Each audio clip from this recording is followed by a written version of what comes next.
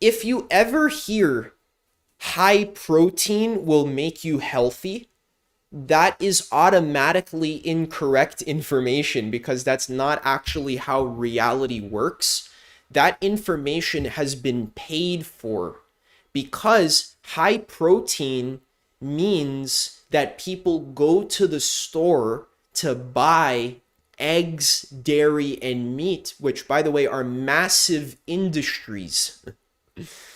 Okay, so we have billions of dollars on the line, billions of dollars on the line to make sure that the masses, the majority of the population, is convinced that eating more protein will make them stronger, healthier, and less prone to disease. Okay, unfortunately, that's not how reality works because when you eat all of this high protein, what you are also doing unknowingly is you're eating tons of fat, extra fat that you don't need to be eating. You don't need to be eating extra fat in your eggs, in your chicken, in your beef, in your pork, in your protein powder, etc. Okay? So when you're eating extra fat, what this does is it clogs and it overburdens your liver. You think that you're having high protein, so that means you're healthy, right? Because protein makes you strong and healthy, right? Protein is like God in our culture. Protein, it's actually a little bit weird. Okay, so this is something you need to really contemplate. Why has protein been elevated to the status of God, where literally every single person thinks that the more protein they eat, the better it is, the more healthy they are? Is that how reality works? You need to be a little bit skeptical there. A little bit skeptical. Why would reality even work? Is that how simplistic health is? That the only number you need to be thinking about is the grams of protein in your food, and all of a sudden that's what's going to make you strong and healthy? Isn't that a little fishy? That everyone believes that when you go to your neighbor's house, they'll probably tell you the same thing.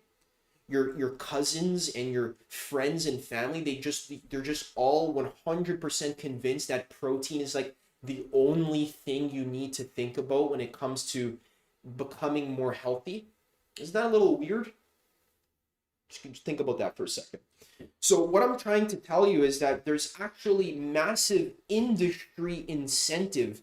There's been a lot of money that has gone into actually intentionally shaping the nutritional curriculum, literally in universities, to the point where these meat, egg, and dairy industries, you need to understand, they have literally hundreds of billions of dollars to spend on science studies, research campaigns, marketing campaigns, paying laboratories to actually get studies published in medical journals that actually promote the role that protein plays in muscle building so that they can sell supplements, meat, eggs, and dairy, etc.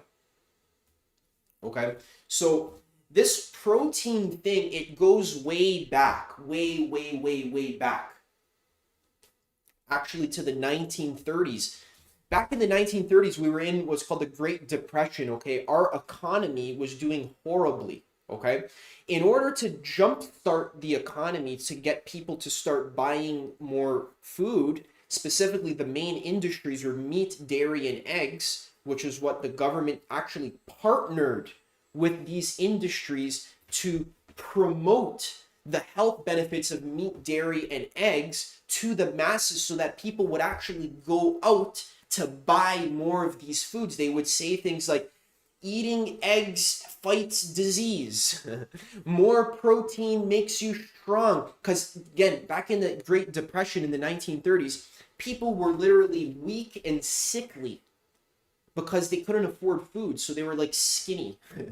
You know what I mean? And what everyone wanted back in the 1930s was to be big and strong and to be, full of muscle and full of food. It fills your stomach, etc. So in order to jumpstart the economy, to get people spending more money so that we could actually progress into the future, the government partnered with meat, egg, and dairy industries and actually signed contracts to get the information about high protein and the benefits of meat, and all of these fake studies. Like there's this study that meat is the only complete protein, that animal products are the only way to get a complete protein, whereas vegetables or spinach or nuts, that's an incomplete protein. Okay, so you need a complete protein. The only complete protein that exists is in animal products. Okay,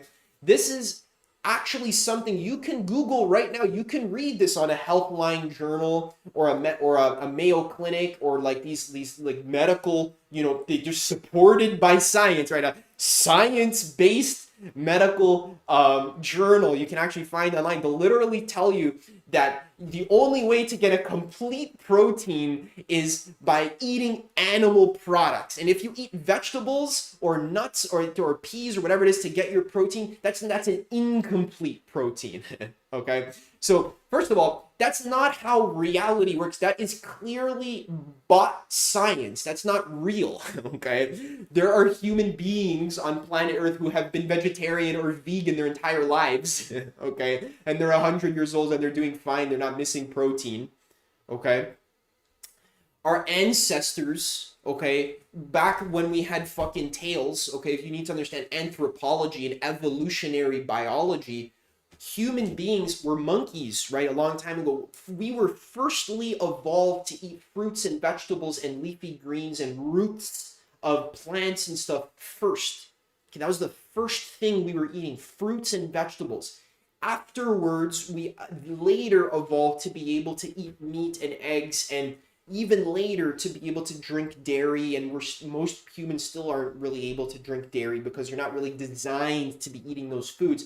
So if you hear shit like, oh, you need to drink milk in order to build muscle, or you need to eat more meat to build muscle, or you need to eat more eggs to build muscle, this, you can know for sure, this is propaganda. This isn't real. And even if it's based in science, but it's based in science, Adam. You don't know about muscle protein synthesis. Adam, come on, I learned in school. I went to kinesiology class in university for 5 years. You don't know about muscle protein synthesis, Adam, come on, right? What I'm literally telling you is that the actual university curriculum is warped around business interests. Okay, so what you're calling science and you just believe is science is not necessarily science. I personally, through independent research and investigation, I didn't even have to look that deep. I've personally found studies that were talking about the role that protein plays in building muscle and how supplementing protein actually increases muscle growth against the control group. I found this study that was literally funded by a website, or it was like an organization that was actually partnered with another organization that actually sold protein supplements. So this study that I found was actually published in a medical journal, and I literally know for a fact that there's university students that are using this study to like write papers with. Okay, and to like cite in their essays. They're citing these studies. They're not looking into the sources. Who funded this study? Clicking, then you have to go scroll down to the bottom of the website. You got to click in the footer. You got to go to the investor relations. You got to click on that. You got to look at the names of the companies. You got to Google them, and you got to see that they're actually affiliated with protein supplement companies or dairy companies or meat companies are affiliated with funding these protein studies. Now, not all of them, not every single one of them, but a good chunk of them, you can actually find affiliations. Okay? So very, very, very, very, very little actual research has gone into actually checking and testing whether a human can gain muscle without eating that much protein, with eating like 10 grams or 20 grams and getting most of their calorie intake from fruits and vegetables like potatoes, apples, dates, watermelon, spinach, cabbage. apricots, cherries, and so forth. Okay, so there has not been a study. I already said this in my The Truth About Protein episode. There has not been a scientific study that I found, because this study doesn't exist. There's no money in this study. There's no money involved. Nobody can make money off of this study. Okay, it's all about the big dollar in the medical system in the year 2025. It's a spiral dynamic stage orange system. Okay, what does that mean? That means that business and science are in bed with each other. They're buddies. They fuel each other. Science is funded by business interests. You know how expensive it is to run a study, a health study? That costs $30 million. Where's the money coming from? There has to be a profit incentive. Do you understand? So what I'm saying is there's no profit incentive to run a study that actually shows that you actually don't need that much protein in order to build muscle. Because that study, if, let's say, hypothetically, if that study was actually published, and say, oh, we've actually proved conclusively with like good sample sizes, with good control groups, there's like, good spread of different ages and genders and so forth, okay, different levels of activity, different body mass index. If we actually did a proper study that had the calories capped at 3,000, okay, calories are the same. One group is eating a bunch of eggs and chicken and dairy. The other group is eating a bunch of apples, bananas, broccoli, potatoes, watermelon, etc., plants. Okay, this group is eating animal products, maybe some plants on the side, and they were both doing the same amount of exercise, the same exercises at the gym, and they measured the muscle growth over 6 months or so forth. You would see if we each had a sample size of 1,000 and then a control group, okay? If this study was ever done, you would see that the plant-based group and the animal-based group make pretty much the same gains, exactly the same gains, no difference. One group, the animal-based group, is getting like 100 grams of protein. The plant group is getting like 20 grams of protein. It's not a big difference. Okay, it's a big difference of protein, but their muscle mass that they would gain would be pretty much the same. If anything, the fruits and vegetables group would actually gain more muscle because their bodily system would run more efficiently. All right, so that study that I just proposed, that would actually be a great study. Like if I was genuinely interested in the role that protein played in muscle growth, that would be the first study that I would run if I cared about the truth. Like imagine our medical and our health system actually cared about the truth and didn't care about business interests, okay? So imagine we actually cared about actually understanding the truth of how humans actually build muscle. We didn't care about making money. We didn't care about selling products. We just wanted to know how reality works just for its own sake, okay? If that was my interest, I would run that study. It would cost me 20 million or 30 million. Maybe we'll have to do like a Kickstarter or something like that so we can run this study ourselves. I'll have to fucking organize it myself. Okay? But if I actually cared about the truth, that's the first study that I would run. Dark chocolate's not really the best, not super healthy because of the high caffeine and the high fat. It's not the healthiest thing. Not really recommended for healing. But what? Adam, dark chocolate? That's like, everyone says that dark chocolate's like the main thing you should eat if you want to be healthy, right? All the healthy moms, drinking their wine and their dark chocolate. It's so good for you, right? Actually, not really. The caffeine is not good for your adrenals. And the fat content clogs your liver, so there's not really much there beneficial in chocolate. You can have a little bit, but it's not recommended. Thanks, man. Appreciate that. Yeah, so if I actually cared about the truth about protein, whether it builds muscle or not, the first thing I would run is this kind of study where there's a huge group of vegetable eaters, a huge group of meat eaters. Maybe the meat eaters could even eat vegetables too, okay? But the meat eaters get like 100 grams of protein. They drink whey protein and so forth. The other group has the same calories. The vegetable group and the meat group, they get the same calories, 3,000. They're doing the same exercises, but we're just measuring muscle. The only difference is the diet, okay? One's getting less protein, one's getting more protein, okay? The fruit and vegetable group's getting way more phytochemicals, way more clean carbohydrates, way more antioxidants, way more mineral salts from leafy greens and so forth, okay? You would see that they actually gain the same muscle. And the problem is, if this study ever came out, this is the problem.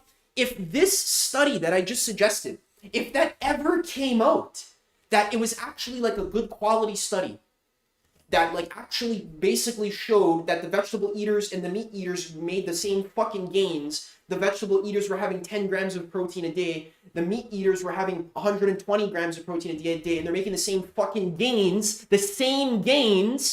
okay? If that study ever came out, what would happen?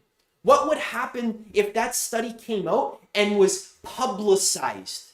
It was on the news. It was marketed. It was on people's feeds. It became a popular thing. Turns out, vegetables actually make you the same fucking gains that meat does, and you don't even need to think about your protein intake at all, according to this well-done study.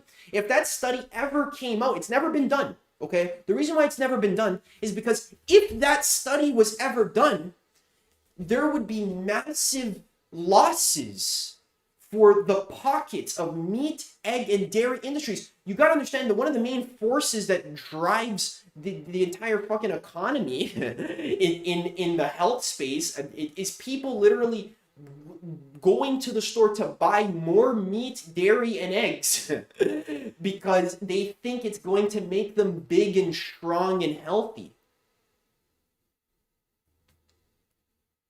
Okay? So medical medium says you can have some meat like in your diet. If you want to have a medical medium diet, you can have organic chicken, you can have grass-fed beef in the evening, a reasonable portion with leafy greens and zucchini and peppers on the side and stuff to help it sort of digest. So I'm not against meat. I'm not against these. It's not a moralistic thing. I don't care about the morals of it. Okay? I'm talking about that this science study has never been done because of corruption in the health field, one of the most corrupted fields. So 99% of the information you're learning about mainstream health is literally coming out of people's asses. It's coming out of their asses. That's where you're looking at, because trust me, I've been doing this diet stuff for 10 years. Okay, so I've been changing my diet. I've been experimenting with different diets. Dude, you know how much fucking dark chocolate I've eaten in my life? How much sardines I've eaten, how much eggs? I used to eat like 6 eggs a day. I used to bodybuild. I used to do the wrestling team and the rugby team. And I used to go to the gym twice a day. I was at the gym like 8 times a week, lifting weights. So I know about, the mainstream way to build muscle. I was crushing cans of sardines for breakfast with whey protein and frying sardines in butter. Okay, so I've done the high fat, the high protein thing. Okay. Doesn't work. Okay, because here's the problem. No one's actually tested the alternative. Everyone when you start going to the gym and building muscle, you start with high protein because it's like an unspoken code. The second you step foot into a gym, everyone's basically subconsciously telling you to start crushing whey protein and eggs and chicken and rice. That's just like the bro code. That's like, it's an unspoken code. No one questions the alternative.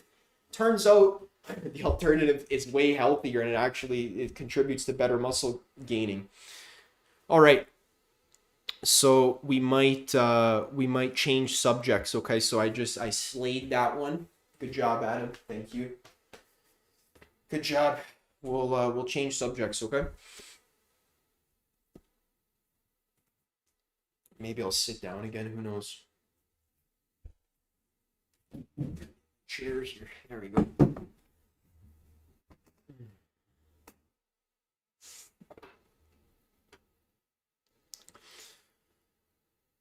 Clocked. Yeah, I know. The whole protein thing is completely made up. And nutritionists will get mad at me. They'll be like, Adam, you never went to nutrition school. I'm like, dude, your fucking nutrition school is literally partnered with business interests. That's why your doctor, when you go to your doctor, he doesn't know what's fucking wrong with you. He gives you a pill. Your doctor wasn't trained in healing people using food. He was trained in healing people using pills, because that's where the money is. There's no money in celery. No one makes money on celery juice. It's a commodity. It's a farm item. You can grow celery in your fucking backyard. Do you understand? The medicine, imagine you could grow the medicine in your backyard. Imagine if people knew that you can grow medicine in your backyard for free. Maybe you got to pay for the soil and the seeds. Okay? If humans on Earth were in on the fact that herbs like celery, like oregano, like parsley, like sage, like thyme, actually killed viruses in your body. They actually made you healthy. Imagine people were in on that, What if people knew that they can eat potatoes and build muscle? They don't need to have cows and chickens, and they don't need to buy dairy and eggs. What if you could just get strong off of the food that grows in your backyard? You don't need to own a cow. If humans knew that they could be big and strong and healthy and clean and awake and vibrant and intelligent and all so forth, just without high protein, the whole system would collapse. The whole system is built on protein. That's like the keystone. If you take out that keystone, the whole thing crumbles. Because it's like, wait a second, what if we don't actually need high protein? What if we just need more fruits and more vegetables? More of them, like a lot more. Like a giant watermelon for breakfast. 10 bananas. 20 dates. Bunch of potatoes. What would happen is your calorie needs would be met by fruits and vegetables.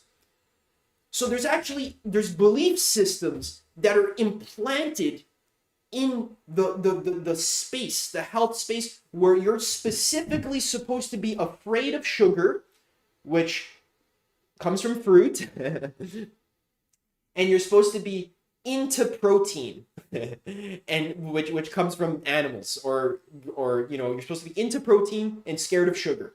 Because what would happen if humans knew that they could just eat as much sugar from fruit as they want? You can have as many dates as you want, as many figs, as many bananas as you want, as many watermelons as you want. There's no detriment to your health. No, it will not spike your insulin unless you have it alongside ribs, right? The only time insulin spikes is when sugar is mixed with fat. For reasons that's spoken about in medical medium.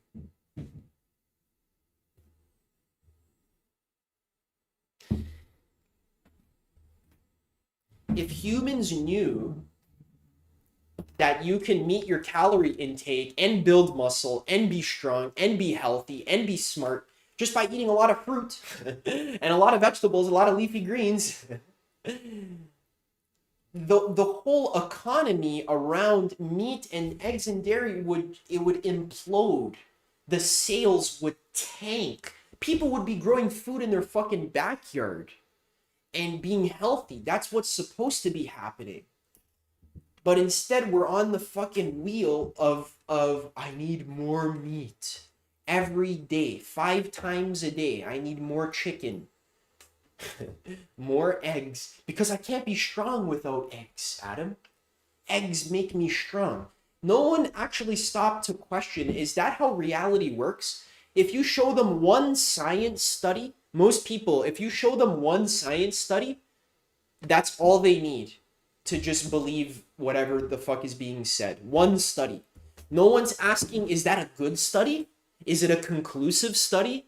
What are the investor relations? Is there corrupting force? Are there biasing factors in this study? Most people aren't sophisticated enough thinkers to even be able to pick apart a science study to see if it's a good science study, a conclusive study.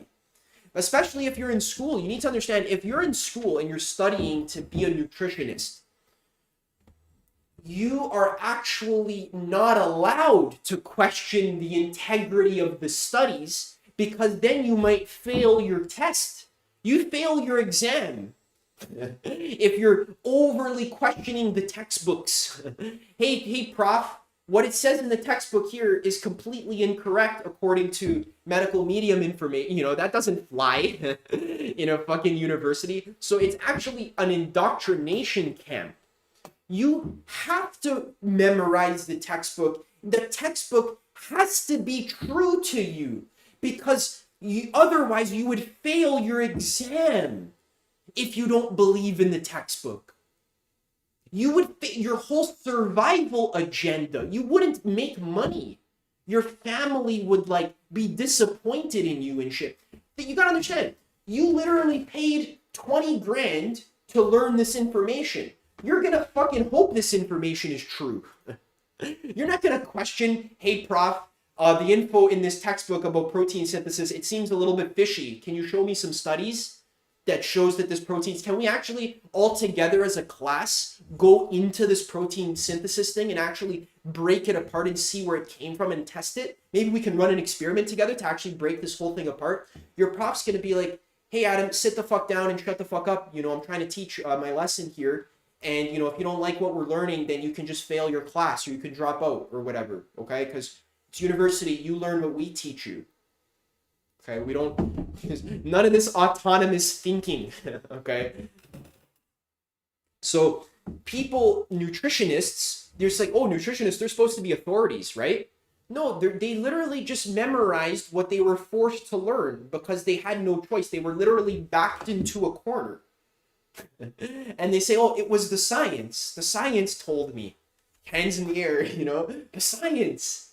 Dude, if the science was so effective, why is basically any chronic illness, eczema, psoriasis, PCOS, ADD, autism, fibromyalgia, hemorrhoids, many thyroid problems, heart palpitations, indigestion, skin problems, acne. Why is basically none of this understood? Cancer, Alzheimer's, none of this is understood by your doctor. Go to your doctor with any of these conditions and ask him, why do I have ADD? Why? Where did it come from? What sourced it? What's the source? He's going to give you a made-up answer. Oh, it's your genetics. That's a made-up answer. If you ever hear genetics, it's made up. That's not how reality works.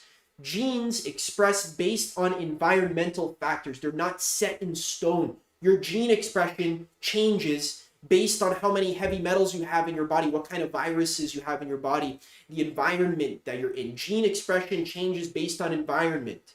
Okay, if a fish is swimming in a polluted river and the fish is born with 2 heads, the doctor would say, oh, that's its genetics. It's a genetic defect. That fish just accidentally was born with 2 heads. No, look at its environment. It's swimming in dirty water. There's radioactive poison in the water. Gene expression is determined by environmental factors, okay? So if your doctor doesn't know what causes your fucking illnesses, I know this. I've gone to the doctor with severe allergies, severe eczema, okay? Hey doc, why do I have eczema? Why? Can you tell me why I have eczema?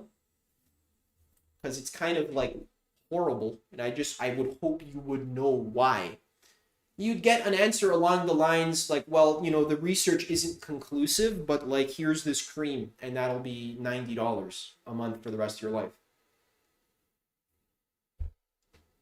All right, I gotta pee again. I'll be back soon. 30 seconds.